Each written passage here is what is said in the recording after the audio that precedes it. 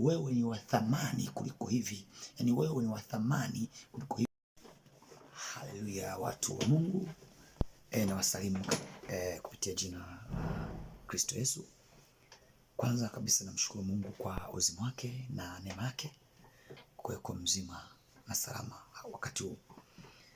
Nimekuja na tafakari moja kwamba tutafute kuendelea na Mungu bila kujalisha ni mazingira yapi, ni hali zipi zinatuzingira, au tuendelee na Mungu kwa uelewa, nisiendelee na Mungu kwa kuangalia vitu vilivyonizunguka ndo kumwona Mungu yupo.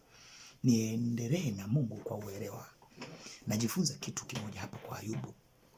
Ayubu aliendelea na Mungu bila kujalisha ni namna zipi alizipitia, namna zipi alikuwa nazo katika mwili wake, katika familia yake. Wakati mwingine alipeleka mpaka wakati mwingine kazi, wafanyakazi wake kujikuta ni hawamheshimu, wanamdharau, hata wakati mwingine akiwaita hawamwitiki. Yani wanaona utaniambia nini? Utaniambia nini? Utaniambia nini? Yani alikuwa ni mtu ambaye alikuwa si kitu. Lakini kupitia mazingira hayo bado aliendelea na Mungu.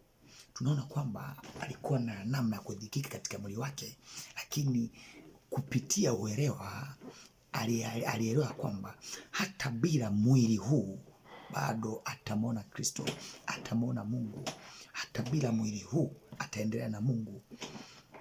Sasa natafakari kwamba imenipasa kuendelea na Mungu au imekupasa kuendelea na Mungu bila kuangalia ni hali ipi bora, hali ipi njema, yani kama ya kukupa hamasa, ya kukufurahisha, inaweza kuwa imekuzunguka, bila kuangalia hali namna yoyote ambayo inaweza kuwa imenizunguka au imekuzunguka.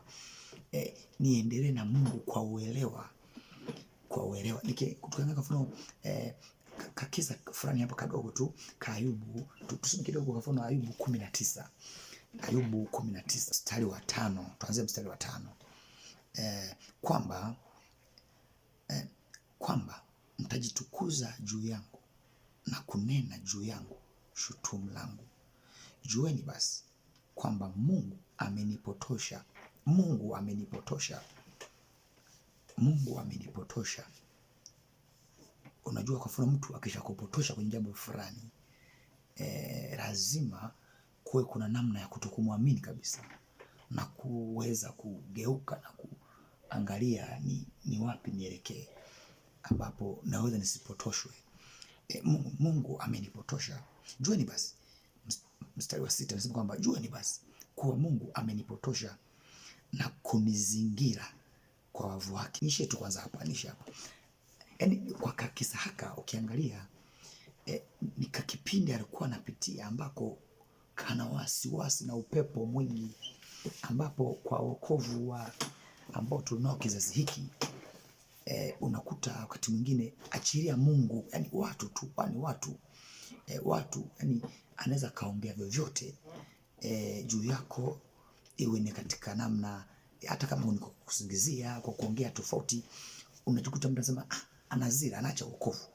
Yani tuna wokovu fulani wa ni kama ni wokovu tumeshikia watu, yani umembebea mtu wokovu. Kwa mfano unapita njiani unakuta mtu amebeba mzigo fulani, sasa unaona nimsaidie kumbebea mzigo huu, unaenda kumbebea kama kumsaidia. Ni kama vile wokovu tunao ambao tumewasaidia, tumewabebea watu. Yani sio ni wokovu tunaenda nao wa uelewa. Tumepiga hesabu kwa sababu Mungu amesema kwamba ukitaka kunifuata sharti kaa chini, piga hesabu. Piga hesabu. Yani piga hesabu kwa namna gani? Piga hesabu kwamba utu tu binti utu utatuepuka, yani utatuacha. Ukiona hutuache basi endelea nato kwanza. Utakapoona ni kama vile imetosheka, basi rudi, pika tena, kaa tena chini, piga hesabu. Suleiman akasema ni ubatili, yani ni ubatili, mambo yote ni ubatili. Kwa nini aligusagusa, yaani aligusagusa, lakini ili kitu alichokuwa anatafuta katika mali zile alikuwa anatafuta kwenye kuwa na wake wengi, anatafuta kwenye namna nyingi, alikuwa anatafuta, hakukuta, akakuta kule havipo, yani ile hali anayoitafuta haipo, pumziko la moyo, akili, mwili haiko, yani ile raha kamili haiko, yani namna ile haiko, lakini akuta hivyo kwa Mungu. Kumbe hivi ni ubatili, yani ni baada ya kuvifukuzia.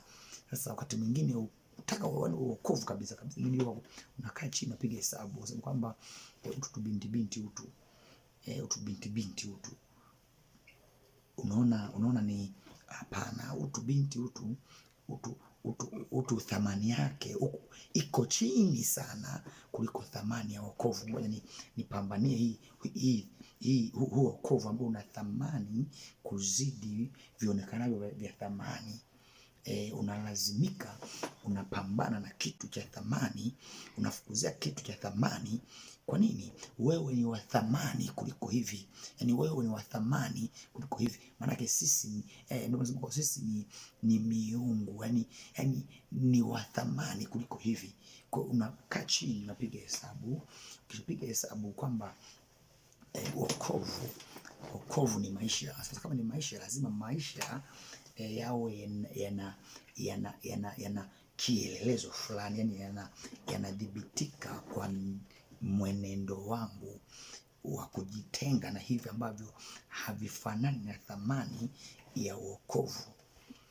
Sasa nikawa najifunza kitu kwa Ayubu. Sasa yeye alibeba wokovu kwa uelewa, bado alishikilia uelewa, akasema hapana, Mungu nayemjua ni huyu. Mungu ni huyu, sijatenda dhambi, lakini Mungu nayemjua ni huyu. Iwe kwa mauti yangu au iwe kwa pasipo mwili huu, bado Mungu bado nitamuona Mungu, bado nitamuona Mungu. Uelewa. Kwa hiyo nikasema ni vyema ni kutafakarisha na wewe kwamba tuendelee na Mungu kwa kumuelewa, yani kwa uelewa. Tusiendelee na Mungu kwa sababu tunategemea atatupa nini. Mungu kuna wakati mwingine anaweza akawa mkimya, akawa anapima upendo wako kwake umefika wapi, kwa sababu tuliokolewa kwa neema, lakini hatuendelei kwa neema. Neema hatujapewa bure. Sasa hiyo neema lazima tutafute jinsi gani tuendelee. Mungu alituokoa kwa neema. Kutafakari, kwa nini Mungu ameniokoa? Kwa nini Mungu ameniokoa? Kwa nini Mungu ameniokoa? Tukishajua kwa nini Mungu ameniokoa, ule ufahamu, kuelewa Mungu ameniokoa. Mimi ni bora kuliko huyu ambaye hajaokolewa. Mimi ni bora, huyu amefika katika dhambi. Kwa nini Mungu ameniokoa? Ule uelewa, hapana, na kuliona ile pendo la Mungu jinsi gani ambalo limekuwa kuu,